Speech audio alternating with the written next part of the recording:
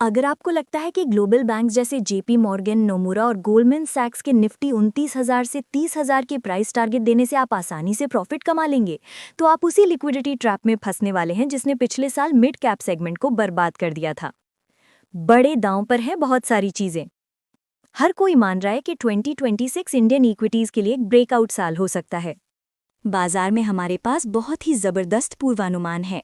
JP Morgan का मानना है कि निफ्टी 30,000 तक पहुंच सकता है।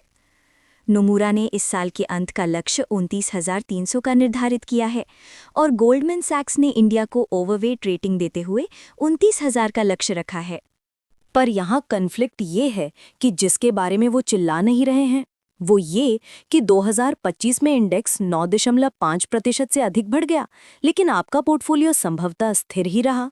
मैं आपको एक विशिष्ट मार्केट डायनामिक के बारे में बताने वाली हूँ, यानी एक टेम्पररी लिक्विडिटी मिसमैच जिसने आपके स्टॉक को कमजोर कर दिया। मुझे ये तो बताना ही है कि नोमुरा और मॉर्गन स्टैनली की नई रिपोर्ट्स के हिसाब से जब लिक्विडिटी का रुका हुआ पैसा फाइनली मार्केट में आएगा तो किस सेक्टर में ज्यादा फ्लो होगा। देखते रहिए, क्योंकि ये थीसिस सिर्फ मार्केट प्राइस टारगेट्स पे ही नहीं बल्कि कॉर्पोरेट अर्निंग्स के 10 से 15% रीबाउंड पे भी डिपेंड करती है।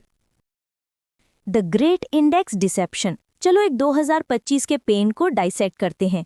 निफ्टी ने नवंबर में फ्रेश रिकॉर्ड हाइज बनाए, लेकिन आपका पोर्टफोलियो शायद सेलिब्रेट नहीं कर रहा था, confirming a massive divergence between the headline indices and the broader market. इस बिट्रेयल का कारण क्या था? ये एक क्लासिक लिक्विडिटी मिसमैच था। डोमेस्टिक इंस्टीट्यूशनल इन्वेस्टर्स यानी कि DIIs अपनी SIP टैप्स खोलते गए, जिससे रेजिलिएंट कैपिटल आती रही। But nearly all that incremental capital was immediately absorbed by relentless selling from foreign institutional investors, or FIIs, and a heavy supply of new paper via IPOs.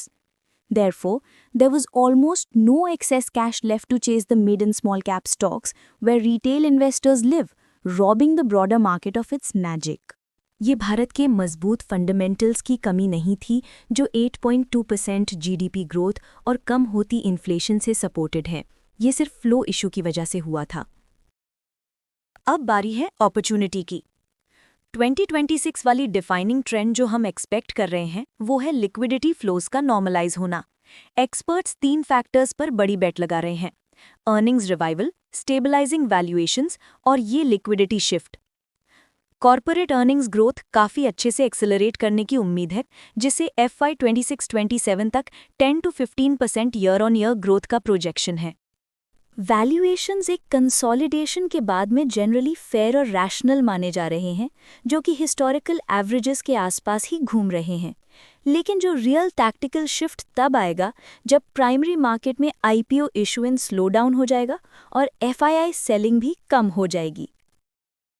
इसलिए ये बहुत बड़ा pool जो डोमेस्टिक कैपिटल का है और रेजिलिएंट है, उसे एक्सपेक्ट किया जा रहा है कि वो सेकेंडरी मार्केट स्टॉक्स में वापस आएगा और इससे रिटर्न्स अनलॉक होंगे, क्योंकि इंडेक्स हैवीवेट्स के अलावा बाकी स्टॉक्स में रिटर्न्स मिलेंगे। मैं घंटों इन बोरिंग इंस्टीट्यूशनल रिपोर्ट्स की रीडिंग करती हूँ ताकि आपको इसके लिए समय खर्च न करना पड़े।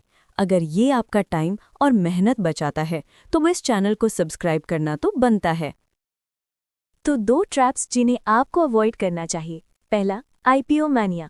प्राइमरी मार्केट की मोमेंटम कंटिन्यू रहने की एक्सपेक्टेशन है, जो कि NSE, जियो और फ्लिपकार्ट जैसे बड़े नामों के साथ होगा, लेकिन इन्वेस्टर्स को हमेशा समझदारी से डिसीजंस लेना चाहिए। वैल्यूएशंस लिस्टिंग के वक्त ऑफन हाइप की वजह से स्ट्रेच्ड होती हैं, इसीलिए एक्सट्रीम पेशेंस प्रैक्टिस करें। बेस्ट अपॉर्चुनिटीज ऑफन बहुत बाद में, जब यूफोरिया डाई डाउन हो जाता है, तब मटेरियलाइज होती हैं। पास्ट एग्जाम्पल्स अगर हम देखें इटर्नल या पेटीएम के, तब भी हमने सिमिलर चीजें देखी हैं। Trap 2, narrative over fundamentals. Nomura छुट्टूर निवेशकों को स्पष्ट तौर से कहता है कि richly valued narrative driven stock से बचें, नो रिटर्न्स की संभावना है। लेकिन ये सिलेक्टिव अप्रोच बहुत ज़रूरी है, क्योंकि कुछ पॉकेट्स में मिड और स्मॉल कैप सेगमेंट्स अभी भी लॉन्ग टर्म एवरेजेस से ऊपर प्रीमियम होल्ड करते हैं। इसीलिए मोमेंटम पे ब्लाइंडली रिलाई करना बहुत हाई रिस्की है। Surgical bottom up approach adopt करो, जिसमें बिजनेस ड्यूरेबिलिटी और रीजनेबल प्राइसिंग पर फोकस करो। सेक्टर लीडरशिप की बात की जाए तो कंसेंसस प्लेबुक क्लियर है। इंडियन इकोनॉमिक नैरेटिव से डायरेक्टली लिंक्ड कंपनीज को फेवर करना है। Number 1, financials, the core allocation. सभी फाइनेंशियल्स को लीडरशिप के लिए फेवर करते हैं। वाई? एसेट क्वालिटी रोबस्ट है, बैलेंस शीट्स क्लीन है और आरबीआई की रेट साइकिल में ईज होने से इन्हें डायरेक्ट बेनिफिट होगा। बढ़ी हुई लिक्विडिटी और कम होती हुई बोरोइंग की कॉस्ट से होने से डबल डिजिट क्रेडिट ग्रोथ को एक्सेलरेट होने से एक्सपेक्टेड है। और एक्शनेबल पिक्स में है आईसीआईसीआई बैंक, एक्सिस बैंक और बजाज फाइनेंस। डोमेस्टिक कंजम्पशन में मजबूती आने वाली है, स्पेशली ऑटोज, रिटेल और सीमेंट जैसे सेक्टर्स में।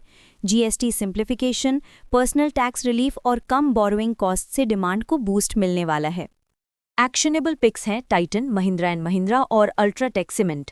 Third, the contrarian exporter bet, IT और फार्मा यानी कि अक्यूमुलेट। हालांकि थीम डोमेस्टिक है, लेकिन नोमुरा आईटी सर्विसेज और फार्मा जैसे अंडर परफॉर्मिंग एक्सपोर्टर्स में एक्सपोजर बढ़ाने की सलाह देती है। बट ऐसा क्यों? इन सेक्टर्स में सेंटिमेंट की कमी रही है और वैल्यूएशन प्रीमियम्स नॉर्मलाइज हो गए हैं। इसलिए अगर ग्लोबल टेक्नोलॉजी रैली धीमी होती है तो फॉरेन फ्लो इंटरेस्ट का ध्यान इन अट्रैक्टिव प्राइसेस वाले एक्सपोर्टर्स की तरफ जा सकता है, जिससे लो बेस से बेहतर रिटर्न्स मिल सकते हैं। एक्शनेबल पिक्स में इन्फोसिस और doctor Reddy's laboratories top picks में रहे हैं।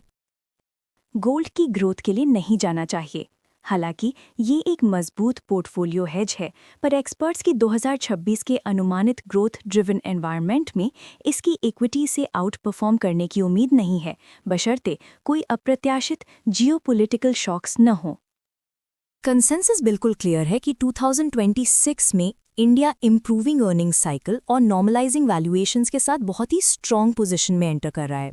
जो मेन अपॉर्चुनिटी है ना आपके लिए, रिटेल इन्वेस्टर के लिए, जो मुख्य मौका है वो ये है कि जो लिक्विडिटी शिफ्ट हो रही है, यानी कि जब बार बार नए आईपीओ में पैसा नहीं लगाया जाएगा और एफआईआई सेलिंग थम जाएगी ना, तो वो पैसा एक्टिवली सेकेंडरी स्टॉक्स में लगेगा।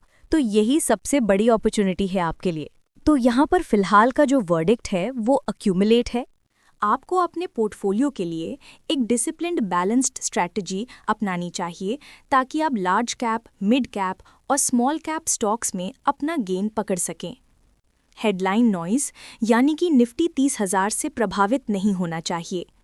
Valuation discipline and fundamental quality ही की है, स्पेशली मिड कैप यूनिवर्स के कुछ पॉकेट्स में जहां रिस्क अभी भी बना हुआ है। और इन सारे कंसेंसस अपग्रेड्स और एंटिसिपेटेड लिक्विडिटी शिफ्ट के आधार पर आप अपने करंट पोर्टफोलियो का कितना परसेंटेज फेवर्ड डोमेस्टिक फाइनेंशियल्स और कंजम्पशन थीम्स को एलोकेट कर रहे हैं versus traditionally under performing exporters जैसे आईटी को। ये एलोकेशन का क्वेश्चन ही ये डिटर्मिन करता है कि आप ब्रॉडर मार्केट के मैजिक वापस आने पर प्रॉफिट के लिए पोजिशन्ड हैं या नहीं।